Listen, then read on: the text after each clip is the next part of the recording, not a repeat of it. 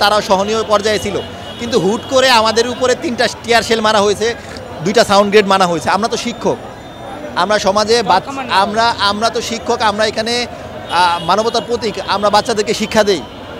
আমাদের উপরে কেন এতটুকু নির্যাতন করা হবে, এতটুকুই কেন হবে? তারা আমাদের সাথে কথা বলতে পারতো। আমাদের দাবিটা তো আজকের না, অনেক দিনের দাবি। আমাদের 500 টাকা বাড়ি ভাড়া ছিল, কোথাও নাই, সেখান থেকে 1000 করা হয়েছে। এরপর আমরা দাবি নিয়ে অনেক দিন দাবি দেওয়া ছিল যে আমাদেরকে পার্সেন্টেজ আকারে দেওয়া হোক।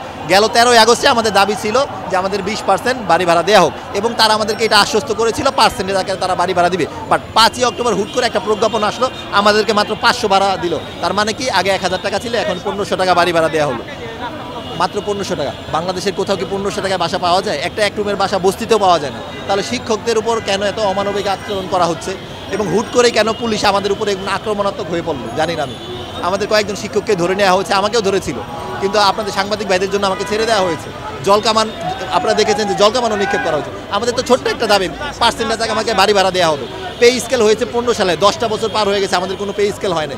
এমপিওভুক্ত শিক্ষকরা সব দিক থেকে বঞ্চিত হয়। আমাদের উৎসব ভাতাটাও ছিল না, আমাদের উৎসব ভাতা মাত্র 25% দেওয়া হতো।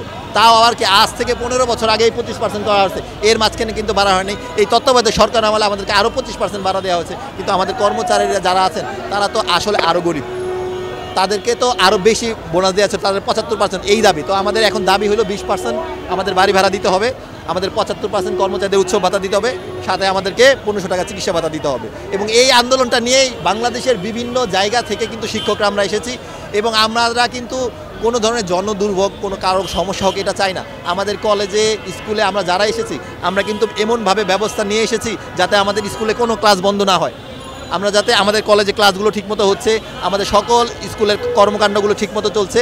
আমরা কয়েকজন এসে আমরা দাবির জন্য এসেছি, তাহলে পুলিশ কেন আমাদের উপরে টিয়ার শেল, সাউন্ড গ্রেনেড এবং জলকামান নিক্ষেপ করে? সবার কাছে আমাদের দাবি, আমাদের প্রত্যেকের দাবি আজকে একটাই, 20% বাড়ি ভাড়া, 1500 টাকা চিকিৎসা ভাতা, এবং কর্মচারীদেরকে 75%। এবং এই যে আমাদের পুলিশ আমাদের উপরে যে হয়রানি করলো, আমাদেরকে উপরে সাউন্ড গ্রেনেড, টিয়ার শেল মারলো, এটার আমরা প্রতিবাদ জানাই এবং এটার জবাব চাই। আপনাদেরকে তারা শহীদ মিনারে যেতে বলছে, তাহলে সেখানে কেন যাচ্ছেন না? তারা শহীদ মিনারে তো আমাদের তো আসলে আমরা বিভিন্ন জায়গা থেকে এসেছি, আমাদের বিভিন্ন এক এক জায়গায় এক একজন নেতৃত্ব দিয়ে আসে। আমাদের শহীদ মিনার যেতে বলেছে, কিন্তু আমাদেরকে তো আজকে যেমন বললো যে আমাদেরকে 22 তারিখে আগে প্রজ্ঞাপন দেওয়া সম্ভব না, এর 13 আগস্টে কিন্তু ঠিক একইভাবে আমাদেরকে কি করা হয়েছে, আমাদেরকে আশ্বস্ত করা হয়েছে আপনাদেরকে আমরা পার্সেন্টেজ আকারে বাড়ি ভাড়া দিব। তাহলে আজকে কেন? তাহলে আমরা আসলে ওইখানে গিয়ে শহীদ মিনার গেলে যে আমাদের দাবি দেওয়া হবে এটা না।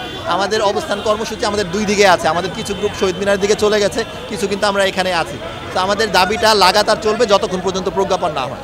এখন পরবর্তী সময়ে আসলে আমরা শান্তিপূর্ণভাবেই সকল কিছু সমাধান চাচ্ছি।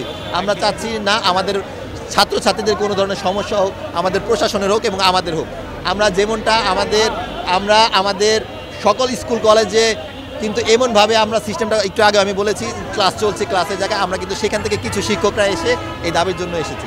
পরবর্তী কিন্তু আমাদের কর্মসূচিটা একদম কঠোর হয়ে যাবে, তখন কিন্তু শিক্ষা প্রতিষ্ঠান বন্ধ করে দেওয়া ছাড়া আমাদের কোনো আর উপায় থাকবে না, এবং আমরা এটা চাচ্ছি না। তার আগে যেন সরকার আমাদের এই দাবিটুকু, ছোট্ট দাবিটুকু মেনে নেয়। সরকারের কাছে এই আহ্বান, তারা যাতে আমাদের প্রতি মানবিক হয়।